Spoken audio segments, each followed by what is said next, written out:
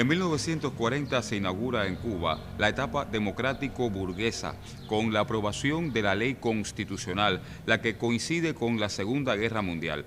En la economía neocolonial cubana se afirman los rasgos del subdesarrollo que le había caracterizado desde sus inicios, respondiendo como antes a nuevos mecanismos de dominación y a los requerimientos del desarrollo de intereses foráneos.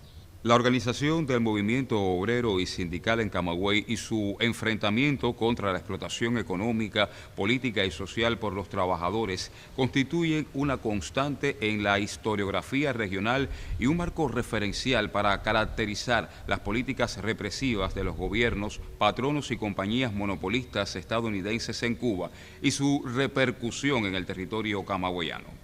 Hoy, en Memorias, las luchas de la Federación de Trabajadores de Camagüey.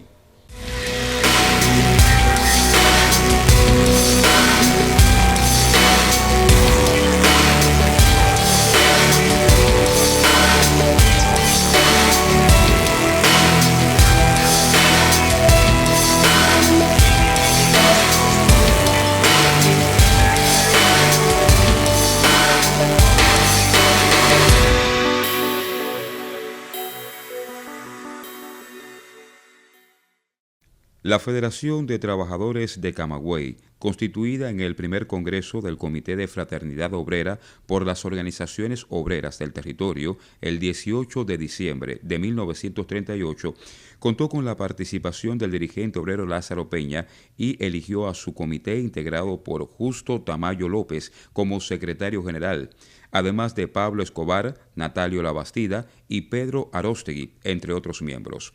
Con esta dirección, la organización lideró las luchas del proletariado contra la explotación del capital nativo y extranjero, empeñada en mantener la unidad lograda en el Congreso Constituyente y aglutinar a nuevos sectores donde antes no se habían creado sindicatos. Precisamente en la etapa en que se constituye esta organización obrera, estábamos concluyendo la década de los años 30, una década muy movida en relación a los cambios internacionales, nacionales y regionales. A finales de la década de los años 30 ya se estaba preparando la Segunda Guerra Mundial. Para las Américas se había concluido ya la etapa de crisis mundial del capitalismo de 1929 a 1933. Este hecho marcó un cambio de política por parte de los Estados Unidos de América. Hacia el año 1934, después de haber concluido la crisis e inaugurada la política de buena vecindad, los Estados Unidos establecieron un nuevo tratado de reciprocidad entre Estados Unidos y Cuba.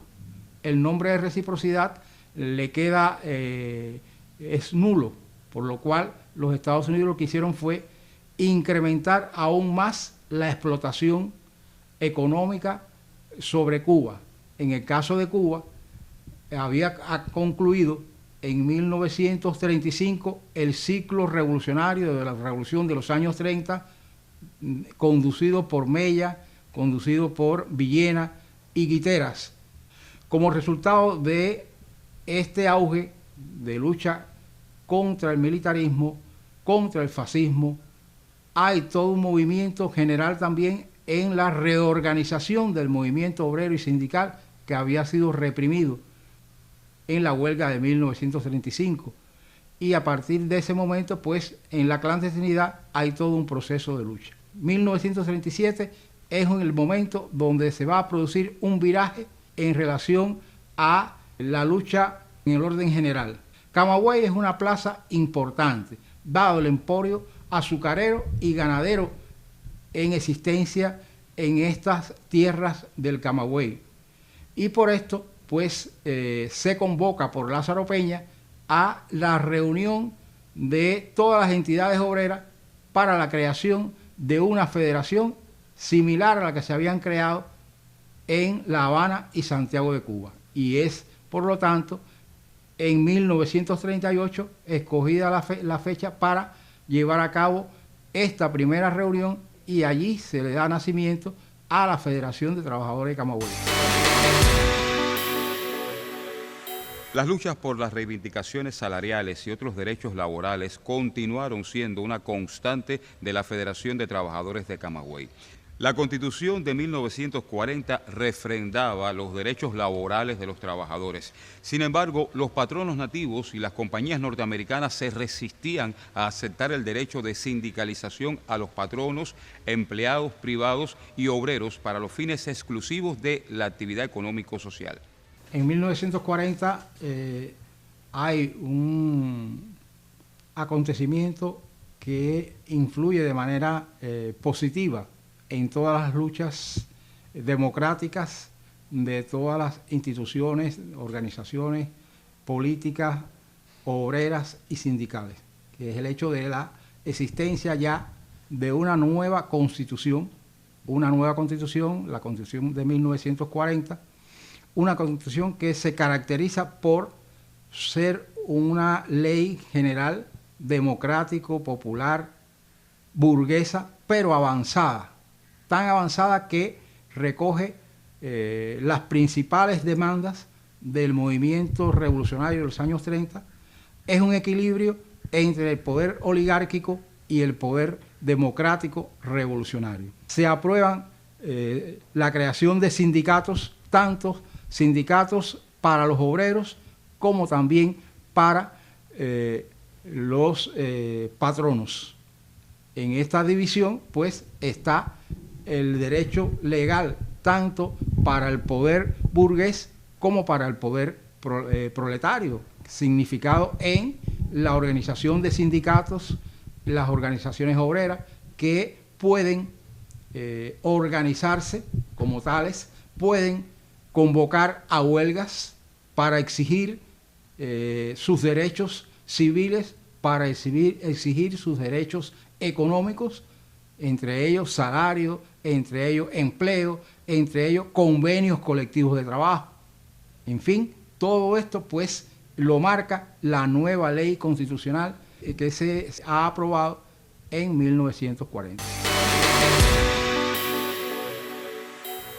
En enero de 1944, Jesús Menéndez, líder de la Federación Nacional Obrera Azucarera, asistió a una concentración que se había organizado para protestar contra los atropellos en el Central Santa Marta. En la estación ferroviaria los recibió un nutrido grupo de obreros. La Guardia Rural impidió el acto en los terrenos del batey del Central Santa Marta. Ante este hecho, Jesús Menéndez les hizo saber que si no hablaba en el batey, lo haría en el Camino Real, donde la compañía no tenía jurisdicción para impedírselo. Menocal, el administrador, ordenó el cierre de todos los establecimientos para que no tuviera lugar dormir ni comer. El acto se efectuó en un sitio cercano y contó con una gran asistencia. Menéndez convocó a los obreros a mantenerse firmes y unidos para derrotar la soberbia de la patronal. La oposición de Menocal persistió en su política antiobrera y puso en tensión a su aparato de represión. En el caso de la Federación de Trabajadores de Camagüey, se da la tarea de organizar todos los sindicatos que aún no habían sido creados. Se da la tarea de defender los derechos laborales de los trabajadores contra la explotación, dado expulsión de los trabajadores de sus puestos de trabajo, dada el cierre de fábrica, de empresa, dada la eliminación de las zafras o reducción en el proceso de las zafras. Aquí me detengo para explicar por qué es tan importante la zafra azucarera. Cuba, que había heredado del colonialismo español, el latifundismo, había heredado del colonialismo español el desarrollo desigual de los territorios, pues la zafra azucarera constituía la principal actividad económica donde encontraban empleo la gran masa de trabajadores agrícolas e industriales en un periodo de tiempo no mayor de 3 meses. Y luego de esos 3 meses, de esa gran feria de trabajo que eran las zafras azucareras, pues venía el tiempo sin empleo, denominado en esa etapa, entre comillas, tiempo muerto. La culminación del ciclo de las luchas del movimiento obrero y sindical entre 1940 y 1950 estuvo caracterizada por la unidad, combatividad y solidaridad recibida por el gremio aramontino y la imposición del triunfo a la explotación capitalista, exigiéndoles los derechos económicos, sociales y humanos refrendados en la Constitución de la República de Cuba.